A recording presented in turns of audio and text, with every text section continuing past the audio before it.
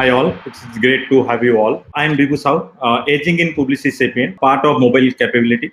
Currently engineering lead for one of the large FS clients in Southeast Asia, where what we are trying to do is helping them transform their user experience across touch points, right?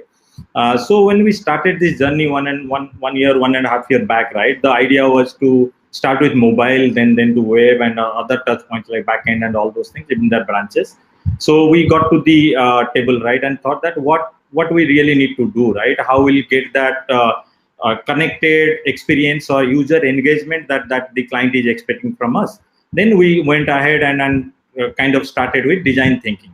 So design thinking has different aspects, different phases to it. The one we'll probably focus most today is on empathy, right? For next 20-25 minutes, what we'll talk about is different products. I'm not marketing those products, or I'm not saying that why they failed. It's more to understand what went wrong with those products that they could not connect with the user, right? So this is just a word cloud, right? Where we had this question for all the participants, right? What exactly innovation means to them. So if you look at it, a lot of things came up like creativity, technology, idea, business, and all. But no one really mentioned empathy, right? Human connect to one of the things which will help us getting or achieve higher success with products or services, right? So when we go, let's start with few things where the technology wise they were well advanced, probably advanced in times when they come, but they could not connect with each other. One of such ideas or our product is Google Glass, right? So Google Glass got announced in 2013, made a lot of noise, right? It's an eyeglass shaped head-mounted smartphone-like device, which will help you click photographs, send SMS, help you with navigation and all. So when it came, it was like a great technology idea, right? But after 2 years, Google actually discontinued that product, right? And what happened actually? It was that it designed without empathy. That's the best example. So when people did this research, what went wrong and all, the only thing came into like most of the people responded is they could not really understand to have the normal social connects, right? Like taking a photograph or sending SMS or navigation and all. Why they need to have something in their face, right? So that means Google did not actually understand the user problem. It was more a technology idea.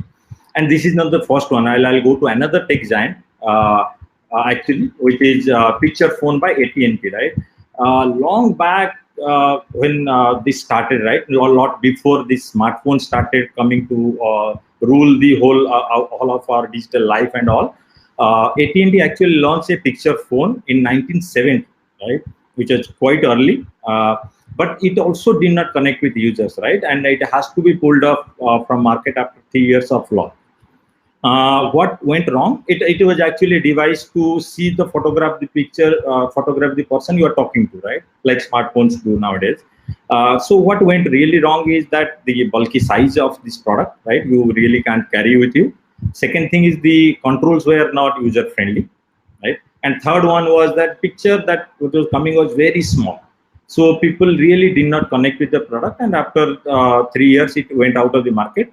But AT&T came back with optimized technology stack, right, on in 1992, which again failed because next product also did not consider all the user feedback that was given or should have been addressed by this product. So if such technology giants are failing, right? So what do we think? How many products, right, or percentage of the products or services innovations that are coming to do not really see the light of the day? Is it 40%, 50%? I thought it will be probably half, right? But to my surprise, the research studies say it's more than 80%. It's probably closer to 90% actually. That means lot many ideas or products that are coming to market are actually failing, right?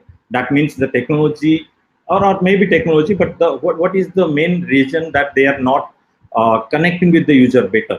So when we looked at it, the whole thing is, and this is as per study, right? What we have to do is we have to move away from a technocentric view of innovation to a sense of purpose or human connect that engages everyone, right? The product has to add value to the customer. We have to get into their shoes and see what problems they have and how the product or service is actually solving it. Now, once we understand that, the second thing which we need to consider is the interactions with technologies, right? Because there is a human who is interacting with technology. The interactions with technology needs to be simple, intuitive, and pleasurable. If we make it way too complex, everybody is not that techno savvy, they will not understand it, will start disconnecting, right? Rather than generating user engagement, will disengage users. So technology interactions need to be simple, intuitive, and pleasurable, right? So with these two principles, right, let's go move towards more on empathy side of it. So how empathy and innovation are related, right? Innovations actually come from empathy, right? You need to have a human problem, right? Then only you will innovate to solve that problem. So, and empathy comes from understanding the consumer, the buyer. We need to understand our user base better. The more we understand them, the better the product will be. But once we have that sorted out, right, any product or service has three aspects to it. One is desirability, where human needs play a bigger role. We need to understand human needs, how we are solving them, how we are interacting with them, or how they are interacting with the product or service that we are providing. Then it will come the feasibility, how technology can make it feasible, what technology stack we need to enable so that the desirability can happen, right? So how we'll solve that. The third is viability, right? Business aspect of it. Definitely any product or service needs to be profitable. So if we consider all three aspects of it, there is an intersection point of all three aspects. That's the sweet point of being so innovative that the product or service has a maximum chance of getting to the success, right? Or more, that there is a chance that will connect better with the user. There is a chance that will enhance the user experience. There is a chance that will get more engaged users. So once we go there, this is what design thinking process is, right? That's what we start whenever we start with a product design or something. Like it's a process or method which helps us define the user understandings better, right? Sorry. Once we go it, there are different phases to design thinking. One is empathize or empathy phase. Then is define, ideate, prototype, and test. Then it's a loop, right? After we test it, we get feedback. Again, we go back to drawing board. We see that what we need to improve and all. But the first phase, the highlighted one, which is empathize, right, or empathy phase, is lot more important, because once we get it right, other phases will follow that, right? So, and then it's more, empathy is more about human-centered design rather than a techno-centric approach. So, and then let's understand what empathy is actually, right?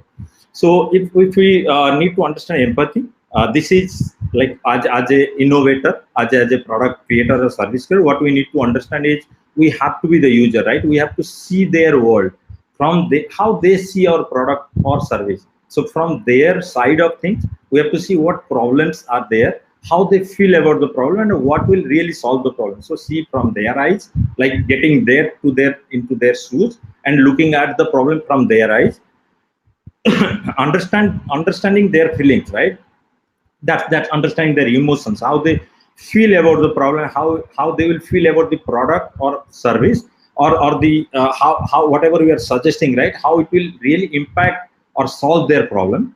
Then appreciate them as human beings. That's where that interaction with technology, right, which needs to be simple, intuitive, and pleasurable, comes. They are human beings. Let's not treat them as machines, or let's not put something very complex which they'll not relate to.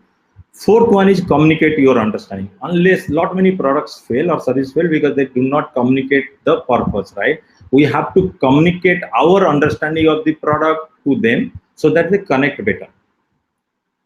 Now, once we understand and figure it out how empathy is, right? So we'll see more products, right? We have seen few of those which did not connect with the user and failed. We'll also go through few of those which connect with the user better, and then how they solve the problem, right? What style customer segment is targeted and how they solve their problem. The one line is empathy is the start. Actually, we have to begin from here so that we connect with the better. Great user experiences come with if you understand the user better. The first product that I'll go to is Good Vibes app, right? From Google, from Samsung. My bad. From Samsung. So what this app does is it's more for the visually challenged and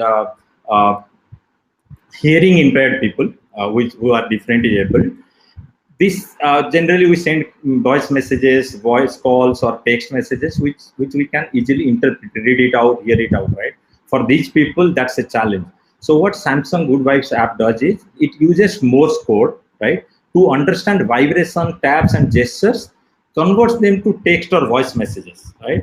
And then it goes to the other side of the communication channel, which are normal people, right? So it has two interfaces. One is invisible interface, one is visible interface. Invisible interface is something where the visually challenged or hearing impaired people will communicate using their taps, gestures, and this app will convert them to text or voice. It will send to the other side of which is visually visual interface. People can read it, hear about it, and they can respond, and the vice versa will happen, right? I'll probably go on mute for some time. I'll want you to watch this video, which is about this product, and after that we can again come.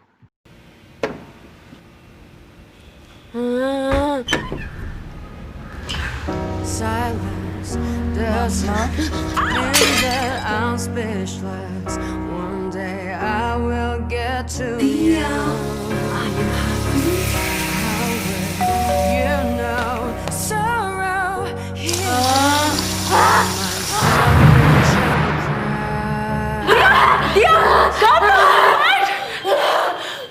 Hush, little baby, don't say a word.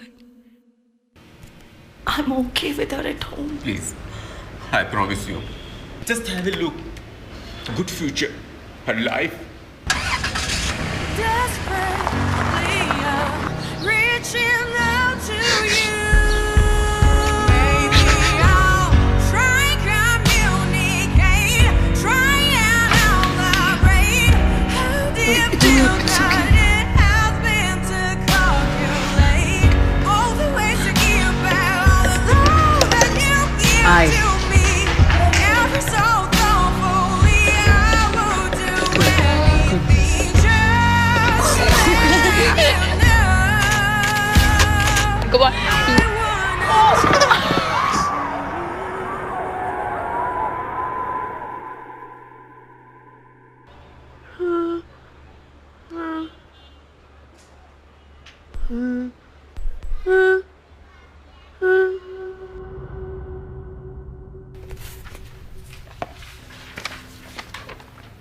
Dear Miss Shelley, you said Dia wants to talk to me. Now the dream can come true. From your mom. Maybe I'll try and communicate, try and elaborate how deep that it has been. Mom, I miss you. Calculate all the ways to give back all the love that Dia, I love you. me. Ever so thoughtfully, I would do anything just to let you know. I wanna talk to you. Hush, little baby, don't say a word. Mama's gonna show you the whole wide world. I wanna talk to you. The theme is connect better to communicate better. It still gives goosebumps, right? I've watched this video like 12, 13 times now, but every time I watch it, it still gives me goosebumps. It's because you connect deeply with this idea, right? The human connect or human-centered design is at the center. Technology definitely is enabling that, but the idea itself is so powerful, the connection is so powerful that it keeps you engaging, right? That's the power of connect. That's the power of human-centered design. I'll go to my next one. Again, something which is for specially abled people, for visually challenged or visually and hearing challenged people. This is a watch, Braille watch from Dot, called Dot, right? It's the tagline is in touch with the world from your wrist, right? Using tactile communication. Tactile communication is pretty famous with animals, right? It's communicating using your touch. So what a beautiful thought it is, right? This watch came up with Braille watch which can help you send messages, accept or decline phone calls. If you are just visually challenged, you definitely can answer that. It will help you learn. Actually, it's a learning device. What it does is using Braille as a language, right? It creates those experiences for visually challenged people to understand the world better, socially connect with the user. Again, it's time to play one more video, probably a shorter one, the last one.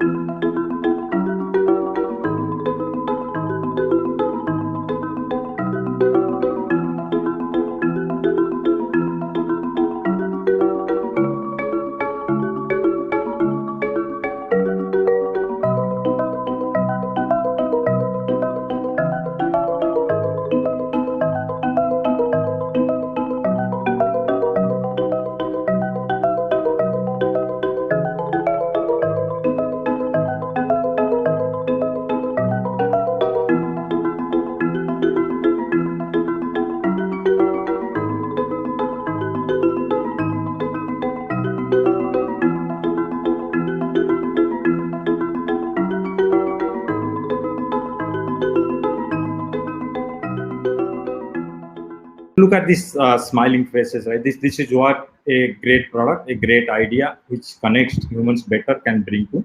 And then this watch or this technology is not just for sending messages or learning Braille or having the time on your fingertips and all.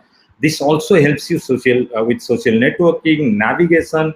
You can really read the latest news, know about weather, and it can control your smart homes from watch also, right? And an image text translation also comes with it.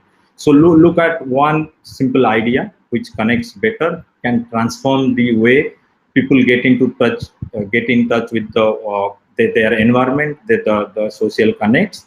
And then the simple idea is how better you can connect with the user, how you see the problem, how you are solving the problem. One more thing. This one is a projection-based augmented reality device, right, from AccuVein. What they do is they used laser-based scanning, processing, and laser-based projection to kind of lay down the vein structure on your skin. I know vaccination is, or blood test and everything, right, is a bigger problem with old people and very young people, right, or kids actually. And everyone would have of us would have faced the same problem. I had the problem whenever I go to hospitals when my daughters were pretty young, right, for vaccination or blood test. Sometimes the health professionals do not get it right, and they have to prick it twice or thrice to get it right, or either more on the blood test side of it, right. That means it's definitely painful for the young kid, very small baby. And it's more painful for the parents as well, right? You feel like not going there anywhere soon, right? Unless they grow and can take the pain, right? So and this technology is solving that problem, right? It's actually it's up to 40% pain reduction, helping the health professionals to identify it better, just using a projection-based augmented reality, right? So it's a beautiful use of augmented reality. We have been using it for different purpose, but this is one thing which connects or solves a human problem than anything else. AccuVein is the leading vein viewing system and the standard of care in facilities around the world. It has been shown to improve first stick success and catheter dwell time while reducing patient pain and procedure time. AccuVein displays a map of the vasculature on the skin surface, allowing clinicians to verify vein patency and avoid valves and bifurcations. Faster and more successful venous access with less pain leads to higher patient satisfaction, making it clear why customers rely on AccuVein throughout their facilities. This is one thing, right? As per Satya Nadella, what he says is empathy makes you a better innovator. It's not that you cannot innovate if you do not consider the problems better. There are technology inventions going on, and we do much more better there. But there are, if you are building a product or services, keeping human in mind, it's better to get started with empathy, right? That will help you connect better, communicate better. With that, I'll end my story.